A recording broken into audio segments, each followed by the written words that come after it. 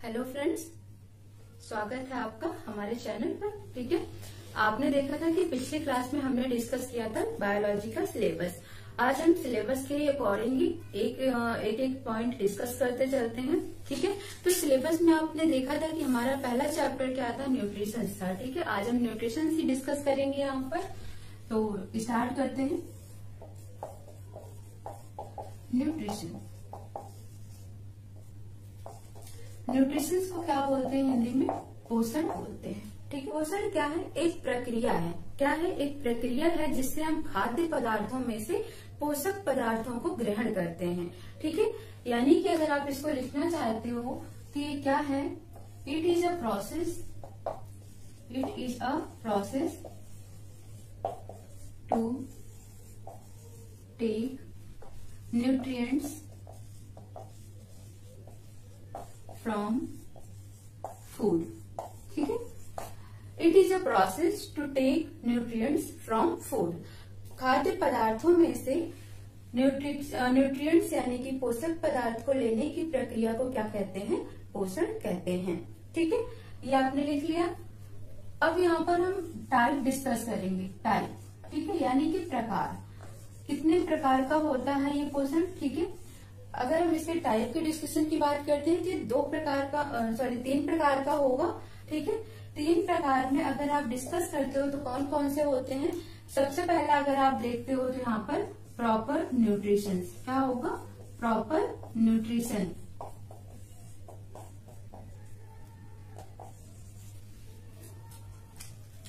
Proper nutrition. ठीक है, proper nutrition को अगर आप हिंदी में लिखना चाहो तो क्या लिख सकते हो?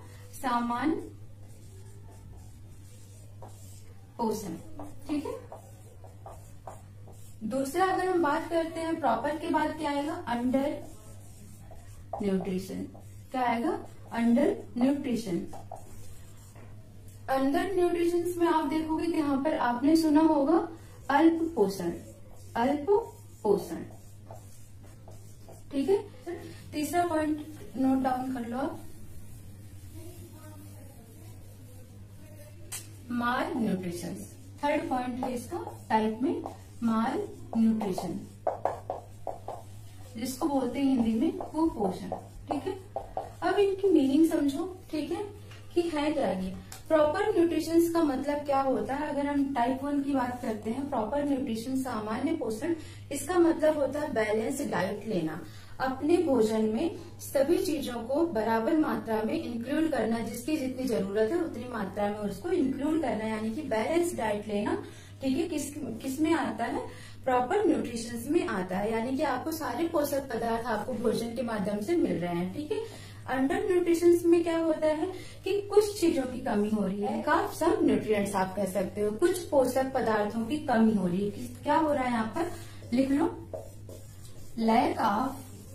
lack of some nutrients. Lack of some nutrients is known as undernutrition. यानी कि अल्प पोषण क्या है? जिसमें कुछ पोषक पदार्थों की कमी हो रही है, उसे हम क्या बोलते हैं? लैक ऑफ न्यूट्रिएंट्स या फिर अल्प पोषण। अब थर्ड आता है आपका क्या? कुपोषण।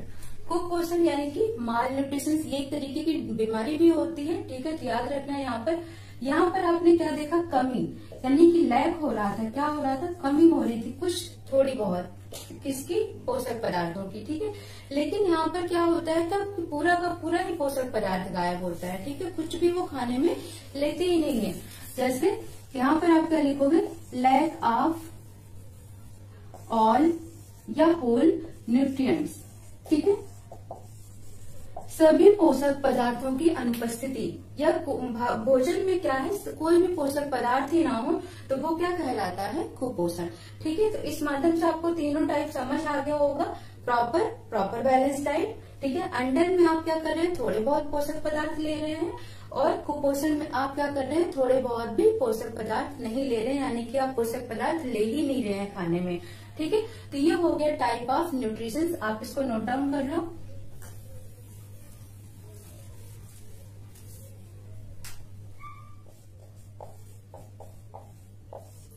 अब नेक्स्ट आता है आपका टाइप ऑफ न्यूट्रिशन, ठीक है। रिक्वायरमेंट के आधार पर है ये, ठीक है, कि कितनी जरूरत होती है। ये नोट हो गया होगा।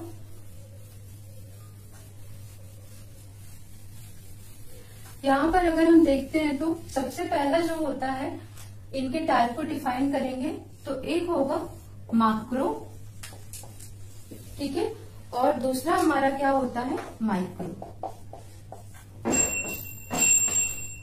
मैक्रो न्यूट्रिएंट्स, ठीक है, मैक्रो न्यूट्रिशन और माइक्रो न्यूट्रिशन। आप इन्हें न्यूट्रिएंट्स लिख सकते हो, ठीक है। ये क्या है आपका सूक्ष्म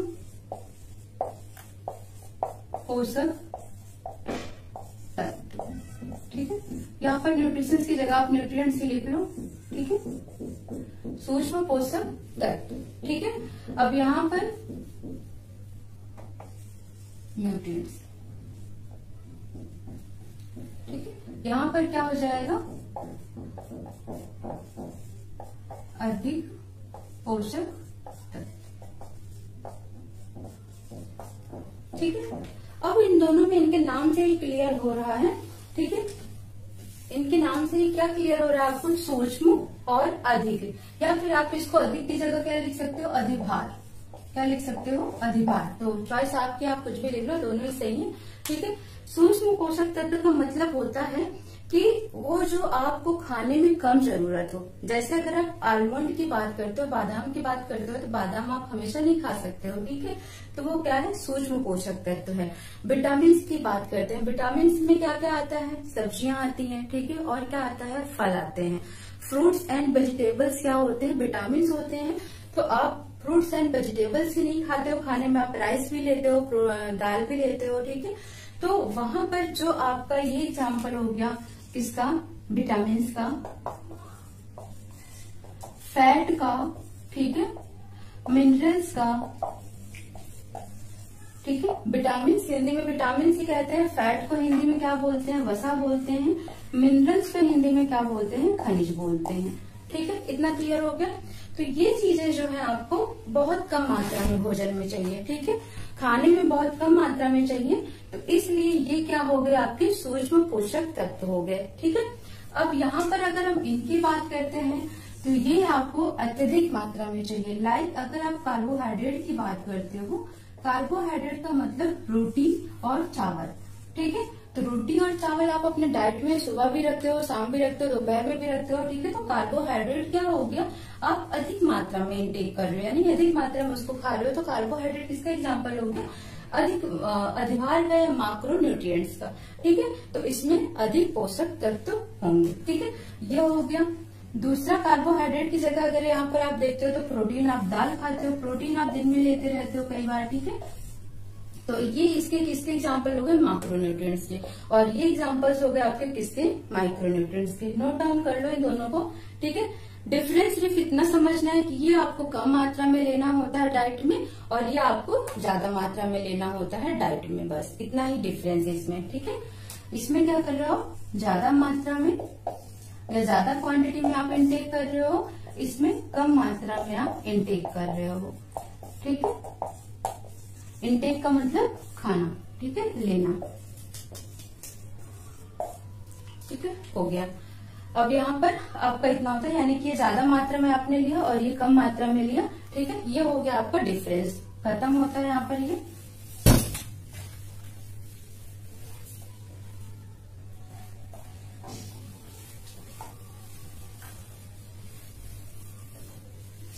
ठीक है, टाइप ऑफ न्यूट्रिशन भी खत्म हो गया। अब यहाँ पर हम बात करते हैं, ये तो हो गए न्यूट्रिशन में, ठीक है। प्रॉपर न्यूट्रिशन होता क्या है, प्रॉपर न्यूट्रिशन की अगर हम बात करते हैं तो मैंने बैलेंस डाइट की बात करी। बैलेंस डाइट में भी जरूरी नहीं है कि सबको 2000 कैलोरी ही खानी है, सबको 2200 कैलोरी ही खानी है, ठीक है। डिपेंड करता है कि उन्होंने उस दिन कितना वर्कआउट किया है, कितना काम किया। कोई 8 घंटे काम कर रहा है, कोई 10 घंटे काम कर रहा है, ठीक है। जैसे विलेज में रहने वाले, गाँव में रहने वालों की क्वांटिटी ज्यादा लेना होता है उनको, ठीक है। और शहरों में रहने वालों को क्वांटिटी कम लेनी पड़ती है, डिपेंड करता है काम पर उनके। ठीक है, बॉडी वर्कआउट कितना करे, कितना कैलोरी रिलीज हो रही है बॉडी से, उसी हिसाब से उनको प्रॉपर न्यूट्रिशन लेना होता है। ठीक है, नॉर्मल अगर हम बात करें तो 2000 से लेकर 2200 तक, जो 2000 से 2200 किलो कैलोरी जो होती है वो एक दिन का होता है। ठीक है, अब यहाँ पर अगर हम बात करते हैं तो देख लो कितनी एनर्जी होती है। 1 कैलोरी की अगर हम बात करते हैं, 1 कैलोरी, ठीक है, 1 कैलोरी में एनर्जी अगर जूल की बात करते हैं तो कितना होता है 4.18 जूल। अप्रोक्सीमेटली आप इसको लिख सकते हो 4.2 जूल। ये क्वेश्चन पूछा जाता है। ठीक है, तो ये आपको नोट करना है कि 1 कैलोरी कितने जूल के इक्वल होती है। ठीक है, ये तो हो गया आपके। ठीक है, हो गया। अब आप अगर हम देखते हैं न्यूट्रिशन के मेथड, ठीक है, ये तो हो गया टाइप हो गया। पहले हमने न्यूट्रिशन की डिफिनीशन देखी कि डिफिनीशन क्या होता है, पोषक पदार्थों को खाना, पोषक पदार्थों को भोजन में लेना न्यूट्रिशन कहलाता है। नेक्स्ट हमने देखा टाइप। ठीक है, अब टाइप के बाद मेथड देखेंगे कि कैसे हम पोषक पदार्थों को लेते हैं। तो सबसे पहले हम मेथड डिस्कस करेंगे यहाँ पर अब। ठीक है, मेथड ऑफ न्यूट्रिशन। ठीक है, सबसे पहला अगर हम इसकी बात करते हैं तो क्या आता है ऑटोट्रॉफ। ऑटोट्रॉफ, ऑटो का मतलब समझ रहे हो आप लोग क्या है। ऑटो का मतलब होता है सेल्फ। क्या होता है सेल्फ, यानी कि स्वतः या स्व आप कह सकते हो, अपने आप। ठीक है, ट्रॉफ या ट्रॉफी लिख सकते हो, मतलब पोषी। तो इसको अगर हम हिंदी में लिखना चाहेंगे तो क्या लिखेंगे स्वपोषी। ठीक है, तो पहले मेथड अगर हम देखते हैं तो क्या है ऑटोट्रॉफ है या स्वपोषी है। इसमें क्या होता है कि कोई भी अपना भोजन खुद बना के खाता है। ठीक है, अब हम आप कहोगे कि हम लोग भी अपना भोजन खुद बनाते हैं तो हम भी ऑटोट्रॉफ की श्रेणी में आते हैं। नहीं, हम ऑटोट्रॉफ नहीं है, क्योंकि हम डिपेंडेंट है किस पर, प्लांट या एनिमल्स पर। हम जो भी चीजें खा रहे हैं वो हमें कहाँ से मिल रही है, प्लांट से मिल रही है, या फिर हमें कहाँ से मिल रही है, एनिमल्स से मिल रही है। ठीक है, इसलिए हम इस श्रेणी में नहीं आएंगे, ऑटोट्रॉफ में नहीं आएंगे। तो ऑटोट्रॉफ में कौन आता है, सिर्फ एक आता है। कौन आता है वो, प्लांट। जितने भी प्लांट से रिलेटेड होते हैं, ठीक है, प्लांट जगत के होते हैं, यानी कि पादप या पेड़ पौधे जो भी होते हैं, ठीक है, वो किसके श्रेणी में आते हैं, किस क्लास में आते हैं, वो ऑटोट्रॉफ में आते हैं। ठीक है, अब ये अपना खाना कैसे बनाते हैं, तो इस प्रक्रिया को भी याद रखना है, क्योंकि ये भी क्वेश्चन पूछा जाता है कि प्लांट अपना खाना कैसे बनाता है। तो प्लांट अपना खाना कैसे बनाता है, फोटो सिंथेसिस से। ठीक है, यह प्रोसेस है, इसको हिंदी में बोलते हैं प्रकाश संश्लेषण। ठीक है, प्रकाश संश्लेषण। प्रकाश संश्लेषण की प्रक्रिया से पेड़ पौधे अपना खाना स्वयं बना लेते हैं। नोट डाउन कर लो आप इसे।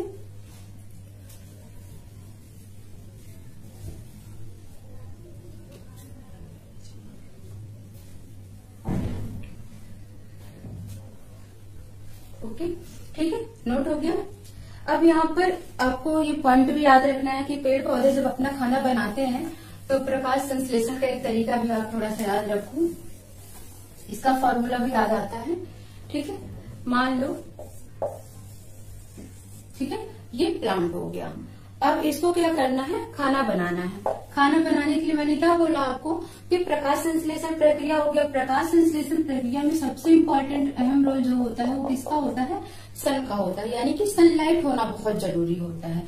तो यहाँ पर ये सन है, यहाँ से क्या आया, सूर्य की रोशनी आई। क्या आई, सनलाइट। ठीक है, सूर्य की रोशनी आई। कहाँ पर, अब पत्तियों में यहाँ पर लीफ होते हैं। ठीक है, अब प्रकाश संश्लेषण जो होता है वो पेड़ पौधों के केवल हरे भाग में होता है। ऐसा नहीं कि जड़ों में भी प्रकाश संश्लेषण होगा, नहीं। ठीक है, सिर्फ ग्रीन पार्ट में ही होता है।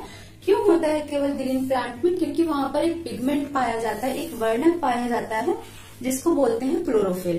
ठीक है, तो बिना क्लोरोफिल के प्रेजेंस में कभी भी फोटोसिंथेसिस नहीं हो सकती है, इसलिए क्लोरोफिल बहुत ही ज्यादा जरूरी हो जाता है जहां पर प्रकाश संश्लेषण करना होता है। ठीक है, तो यहाँ से क्या गया, सनलाइट गया।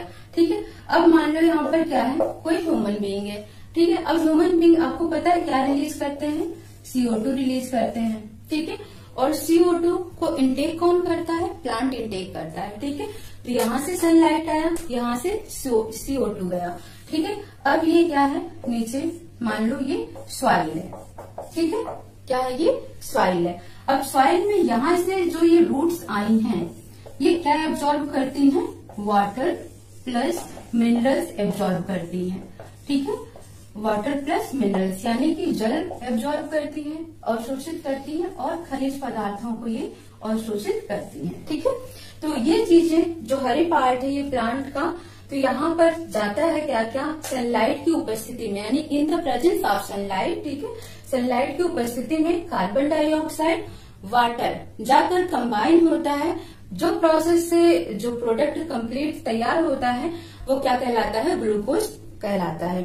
और वही ग्लूकोज क्या होता है, इस प्लांट का खाना होता है, भोजन होता है, ठीक है। वो प्लांट क्या करता है, उस ग्लूकोज को स्टोर करके रख लेता है अपने पास, ठीक है, खाने के लिए, ताकि वो नेक्स्ट टाइम उसको यूज कर सके। रात में क्या होता है, इनको सनलाइट मिलती नहीं है तो ये फोटोसिंथेसिस कर नहीं सकते हैं, ठीक है। इसकी वजह से इनको क्या करना है, उस भोजन को स्टोर करके रखना है।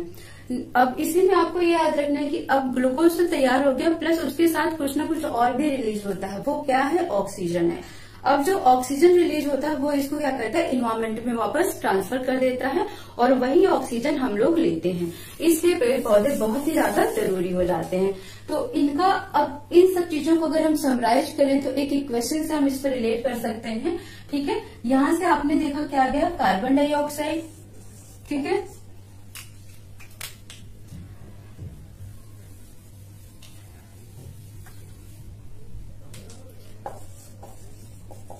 ठीक है, क्या गया यहाँ से, कार्बन डाइऑक्साइड, ठीक है, प्लस आपने देखा जल H2, इसको क्या बोलते हैं, जल, और ये क्या है, कार्बन डाइऑक्साइड, पता है, ठीक है। ये किसकी प्रेजेंस में जा रहे हैं, सूर्य की उपस्थिति में, in the presence of sunlight, ठीक है, सूर्य की उपस्थिति में कार्बन डाइऑक्साइड और H2, ठीक है। अब सूर्य की उपस्थिति में जब ये प्रोसेस करेंगे तो क्या प्रोड्यूस करेंगे, इनका प्रोडक्ट क्या तैयार होता है, ग्लूकोज, और ग्लूकोज का फॉर्मूला क्या हो जाएगा, C6H12O6, ठीक है। प्लस ये और क्या रिलीज करेंगे, ऑक्सीजन गैस रिलीज करते हैं, ठीक है, ऑक्सीजन गैस रिलीज करते हैं। इसका मतलब क्या हुआ कि ये बाहर की तरफ, एनवायरमेंट की तरफ इनका प्रोसेस हो रहा है। नोट डाउन करो इसे।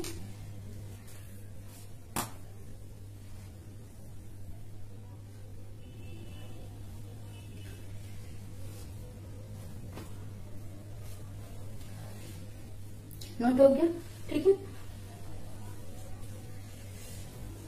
अब ये बैलेंस भी किए जाते हैं, ठीक है, वो आप केमिस्ट्री में मैं बैलेंसिंग सिखाऊंगी। अगर प्रॉपर इक्वेशंस की बात किया जाएगा तो यहाँ पर 6 लग जाएगा, क्योंकि अगर आप देखते हो यहाँ कार्बन कितना है, यहाँ 6 कार्बन है, ठीक है, लेकिन यहाँ पर कार्बन में आप मॉलिक्यूल्स देखते हो तो कितना है, 1 है, तो इसको 6 से हम मल्टीप्लाई कर देंगे ताकि 6 और 6 कार्बन दोनों तरफ हो जाए, ठीक है। ये बैलेंसिंग हम कर दिए, लेकिन यहाँ पर ऑक्सीजन कितना हो गया, 6 टू 12 ऑक्सीजन मॉलिक्यूल्स हो गए, और यहाँ पर आप देख लो कितना है, 6 ही है, ठीक है। तो अब यहाँ पर भी क्या करोगे, मल्टीप्लाई कर दो, यहाँ पर भी कितना ऑक्सीजन मिल गया, 6 ऑक्सीजन, और प्लस 6 टू 12, यानी कि 12 और प्लस 6 कितने ऑक्सीजन मिल गए, टोटल 18 ऑक्सीजन इधर इसको मिल गया, ठीक है। लेकिन यहाँ पर ऑक्सीजन आप देख रहे हो तो कितना है, 6 है, यहाँ पर आप देख रहे हो तो कितना है, 2। कार्बन तो इक्वल ही है, वाटर आप मैच करा लो, 6 टू 12, वाटर भी आपका, ठीक है, मॉलिक्यूल्स इक्वल है। अब यहाँ पर आप क्या करो, और मल्टीप्लाई कर दो, ताकि ये जो आपको 6 तो मिल ही रहा है, आपको बनाना कितना है, 12 बनाना है, ठीक है। तो आप यहाँ पर 6 लगा दो, इस तरह से ये इक्वेशन बैलेंस हो जाएगा, ठीक है। ये बैलेंसिंग आप सीखोगे केमिस्ट्री में अच्छे से, ठीक है।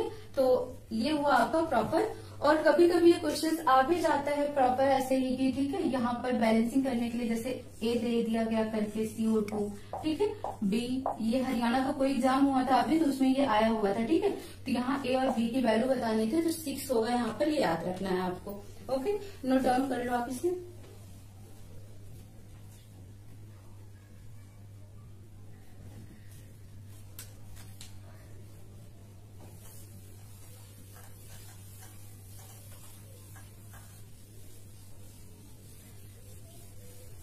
ओके, अब सेकेंड स्टेप अगर हम देखते हैं, ऑटोट्रॉफ के बाद क्या हो गया, हेट्रोट्रॉफ का मतलब क्या होता है, परपोषी, परपोषी में कौन आते हैं? हम आते हैं, हम इंसान आते हैं, ठीक है, या जानवर आते हैं जो दूसरों पर डिपेंडेंट होते हैं। जैसे हमको खाना खाना है तो हमको क्या चाहिए? या तो फिर वेजिटेबल्स चाहिए, या तो हमको दाल चाहिए, या तो कुछ भी चाहिए। जो भी चीजें चाहिए वो हमको कहाँ से मिल रही है? प्लांट से मिल रही है। अंडा खाना है वो कहाँ से मिल रहा है? एनिमल से मिल रहा है, ठीक है। मीट खाना है वो भी कहाँ से मिल रहा है? एनिमल से मिल रहा है। तो कहीं ना कहीं हम डिपेंडेंट है कहीं, ठीक है। तो वो जो डिपेंडेंसी है दूसरों पर खाने के लिए, वो क्या कहलाते हैं? परपोषी कहलाते हैं। तो यहाँ पर एग्जाम्पल्स आप लिख लो, क्या? मैन, या मैन की जगह पर आप ह्यूमन बीइंग लिख लो, नहीं तो कहोगे मैन है तो फीमेल कहांगे, ठीक है। तो ह्यूमन बीइंग आपका यहाँ पर एग्जाम्पल लिख लो, ठीक है। उसके बाद आप एनिमल्स भी एग्जाम्पल लिख सकते हो यहाँ पर, क्योंकि वो भी अपना खाना नहीं बनाते हैं, दूसरों पर ही डिपेंड होते हैं, जितने भी जानवर होते हैं। तो परपोषी आपको अच्छे से समझ आ गया होगा। थर्ड हम चलते हैं यहाँ पर सैप्रोफाइट। सैप्रोफाइट्स, ठीक है। सैप्रोफाइट का मतलब होता है मृत जीवी, ठीक है, मृत जीवी। कुछ ऐसे होते हैं जानवर जो क्या करते हैं? सड़ी गली चीजों से, यानी जो डेड डिकेइंग मैटर पड़ा हुआ है एनवायरमेंट में, उनसे अपना भोजन बनाते हैं, ठीक है। जैसे आप बैक्टीरिया के एग्जांपल लेते हो, आप फंगस का एग्जांपल लेते हो, तो क्या करते हैं? सड़ी गली चीजों से अपना भोजन तैयार करते हैं, सड़ी गली चीजों को खाते हैं, ठीक है। तो सैप्रोफाइट एग्जाम्पल हो गया उनका। तो आप यहाँ पर क्या लिख सकते हो? फंगी, ठीक है। मशरूम कहाँ पर उगता है? ऐसी जगह पर जहाँ पर सड़ी गली चीजें फेंक दी जाती है, वहां पर मशरूम होता है, ठीक है। ये हो गया सैप्रोफाइट, इसका एक एग्जाम्पल हो गया, ठीक है। नोट डाउन कर लो आप इसे।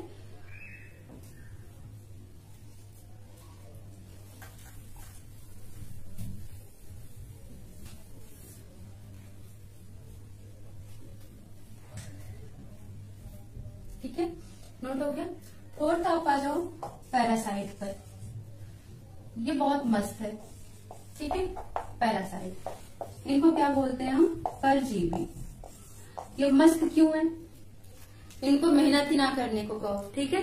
ये खाना बनाते ही नहीं है, आपकी बॉडी में जो भी खाना है ना उसको चूस लेंगे, सक कर लेते हैं। जैसे मॉस्किटो, मच्छर का एग्जाम्पल ले लो आप, ठीक है।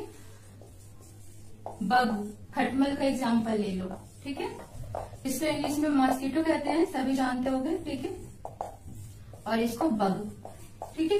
तो ये क्या करते हैं? आपकी बॉडी से ही न्यूट्रिशंस को इनटेक कर लेते हैं, इनको मेहनत ही नहीं करनी होती है। परजीवी का मतलब ये जो दूसरों के जीव पर डिपेंडेंट होते हैं, यानी दूसरे जीव पर जो डिपेंडेंट होते हैं, ठीक है। हम भी डिपेंडेंट हैं, बट हम मेहनत कर रहे हैं, हम खाना बनाने के लिए हमको कुकिंग करनी है, लेकिन इन्हें कुकिंग भी नहीं करनी है, ठीक है। तो ये हो गया परजीवी, जो भोजन के लिए दूसरों की बॉडी पर ही निर्भर करें, वो कहलाता है आपका पैरासाइट, ठीक है। ये तो हो गया अगर हम एनिमल्स की बात कर दी, लेकिन प्लांट में भी ऐसे होते हैं, ठीक है। वहां पर भी काम नहीं करना चाहते हैं, वहां पर आप एग्जांपल ले सकते हो किसका? अमरबेल का। अमरबेल, इसको इंग्लिश में बोलते हैं कसकटा। क्या बोलते हैं? कसकटा। अब ये होता क्या है कसकटा? आपने देखा होगा पेड़, और पेड़ पर ऐसे गोल गोल करके लिपटी हुई होती है, ठीक है, अमरबेल ऐसे, ठीक है। तो वो क्या करते हैं? जो प्लांट होता है, जो पेड़ पौधा होता है, उस पेड़ का न्यूट्रिशन वो अपने अंदर ले लेते हैं, और पेड़ क्या होता है? धीरे धीरे सूखता चला जाता है। तो समझ आ गया इसको बहुत अच्छे से, ठीक है। पैरासाइट का मतलब जो दूसरे की बॉडी पर डिपेंडेंट होते हैं, वो पैरासाइट या परजीवी होते हैं। एग्जाम्पल याद रखना आप अच्छे से, ठीक है। फिफ्थ आप देखो होलोजॉई। फिफ्थ क्या है आपका? होलोजॉई,